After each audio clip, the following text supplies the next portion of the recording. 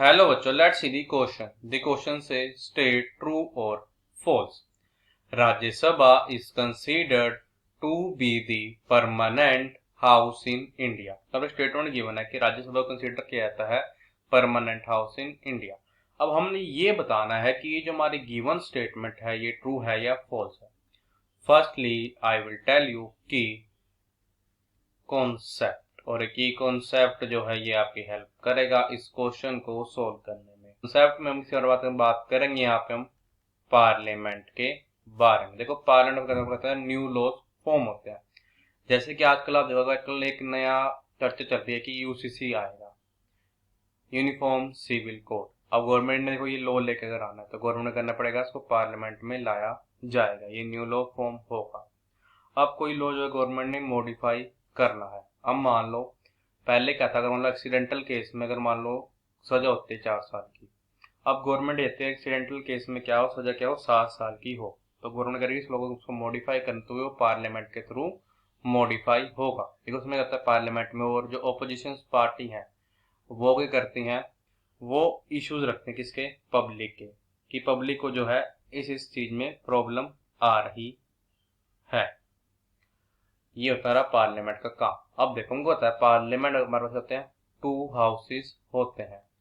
एक हमारे पे यहाँ पे क्या होता है, राज्य सभा है, और हमारा पे एक हाउस क्या है, लोक सभा। और यहाँ पे बात इसी कर रहे हैं देखो लोकसभा की। देखो लोकसभा में क्या है, एमपीज होते हैं जो क्या होता है इलेक्टेड होते हैं by the people of India, उनको वोट किया जाता है। तो हर एक कॉन्स्टिट्यूंसी जो जीत के आता है वो क्या है, एमपी बन जाता है। अगर मान लो सरकार गिर गई और दोबारा नई सरकार नहीं बन पाई तो दोबारा इलेक्शन होंगे। अब ऐसे केस में क्या होता है, ये जरूरी नहीं है कि एक बार कोई बंदा जो है जो कि लोकसभा का मेंबर बन गया तो अपना जिसका 5 ईयर का टेन्योर से कंप्लीट करेगा ही करेगा। अगर सरकार गिर गई और नई सरकार नहीं बनी तो क्या होगा, दोबारा इलेक्शन होंगे, उसको दोबारा इलेक्शन लड़ने पड़ेंगे। बट हमारे पास यहाँ पे राज्यसभा में तो क्या होता है, राज्यसभा में एक चीज होती है कि एक बार कोई पर्सन जो है इसका मेंबर बन गया तो अपना टेन्योर कंप्लीट करेगा ही करेगा, चाहे सरकार गिरे या ना गिरे। तो उसको बोला जाता है राज्यसभा को यहाँ पे परमानेंट हाउस इसीलिए कहा जाता है, बिकॉज अगर एक जो पर्सन है राज्यसभा का मेंबर बन गया तो अपना जो टेन्योर है उसको कंप्लीट करेगा ही करेगा।